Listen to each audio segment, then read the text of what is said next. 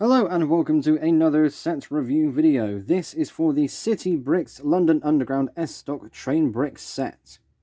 This is a product by the London Toy Company, and the LUKR was approached by them to do a review and we were given a sample set. So thank you very much to the London Toy Company for giving us this set for a review.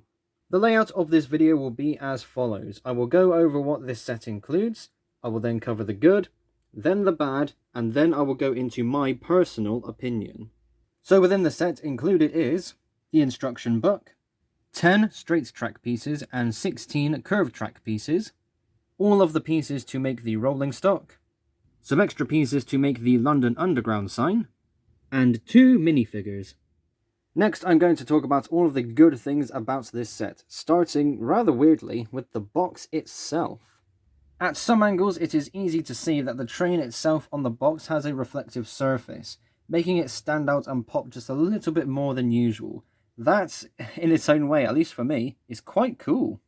And the size of the box is something I very much respect. It has a handle on the top for ease of moving it around and holding, but overall, at least in my opinion, a bigger looking box gives you a good impression that this is going to be a bigger set. And next, we're going to look at the train itself. Now, underground trains and subway trains do have a market here in the LEGO train hobby, and it's always cool to see another company throw their hat into the ring and present us with a new product. So whilst this may not be for everyone, I for one am very appreciative that this exists. There were some good build methods used in order to build the cab details on each end of the unit, and it also has some removable roofs in order to see some of the interior detail.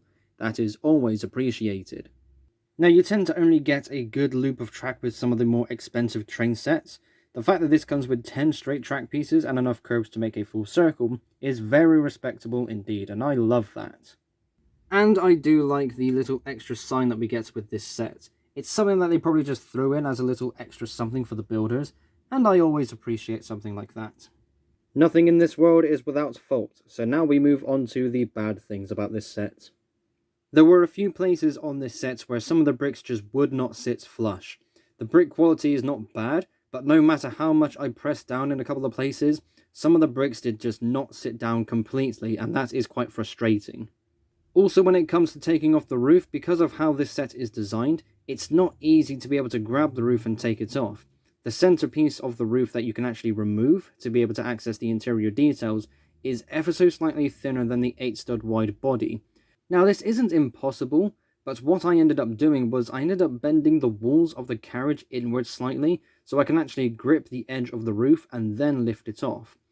I have also realised that the track pieces and the wheel pieces used for this set are also the same ones used in some Wilco branded blocks sets. Now, I don't necessarily see this as a bad thing, but this does have me thinking, I wonder if the manufacturer for the bricks for this City BRIX set is the same manufacturer for the Wilco blocks set. It's not unheard of for other brands to use a manufacturer of bricks that will go on to be used in different companies, and I reckon that's the same thing going on here. And sticking to the wheels, these aren't the best wheels ever. When you go to spin them, there's no free spinning after you let go.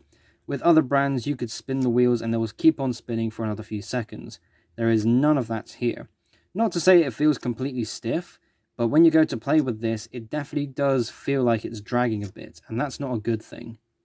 Next is the application of the wheel bogies to the set itself. Now, once again, this does feel stiff. There's no free movement there. Compared to other brands where they have the same pieces, I don't know if it's just the plastic quality, but you can see me moving it around here. There is no free movement. I can't spin this in a way where it will just go freely. It doesn't feel too stiff when you play with it, but at the same time, this is a big problem.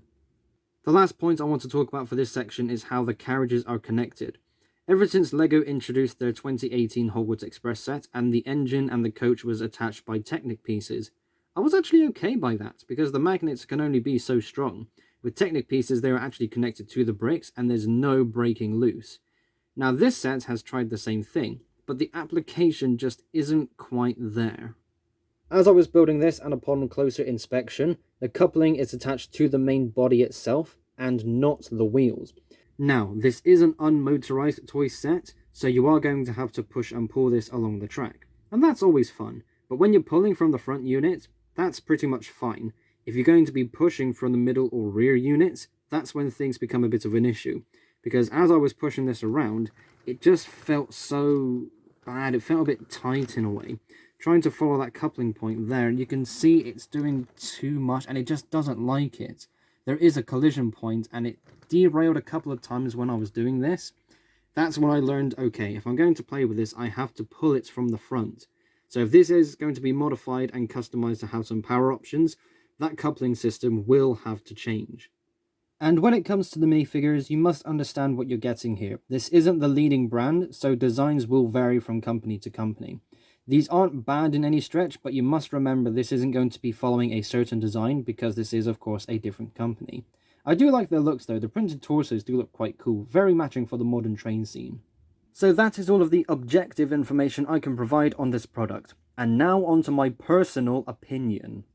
Overall, I for one am satisfied with this product. A lot of people fail to realise what products they are buying because when it comes to the leading brand, there's so much they can do, but they don't do.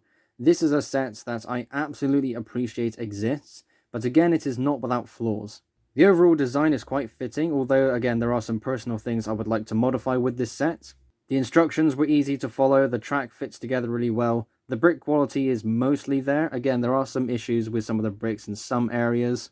And personally, I for one think this set is a bit expensive. So from the London Toy Store website itself, it is £60. And there's no doubt some of the value is going into that London Underground name and logo.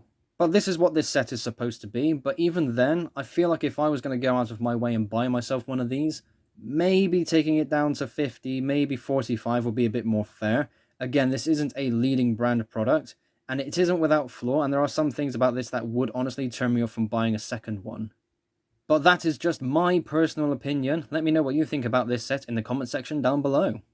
And that concludes this video review. Thank you all ever so much for watching, and thank you to the London Toy Company for getting in touch with the LUKR and giving us a sample set for the purpose of this review. If you are interested in buying one of these products for yourself, I will leave a link to the London Toy Company website in the description down below so you can buy one of these for yourself. Also in the description you can find links to my social media pages including Flickr and Instagram, so make sure you follow me for some sneak peeks and behind the scenes action. Also in the description is a link to my Discord server where you can chat with like-minded fans of LEGO trains and Nerf blasters. Also linked down there is a link to my second channel where I do more things outside of the LEGO train and Nerf blaster hobby, so if you want some more Luke Triton action, make sure you subscribe to my second channel. Thank you everyone so much for watching, and I shall see you all in the next episode. Bye bye.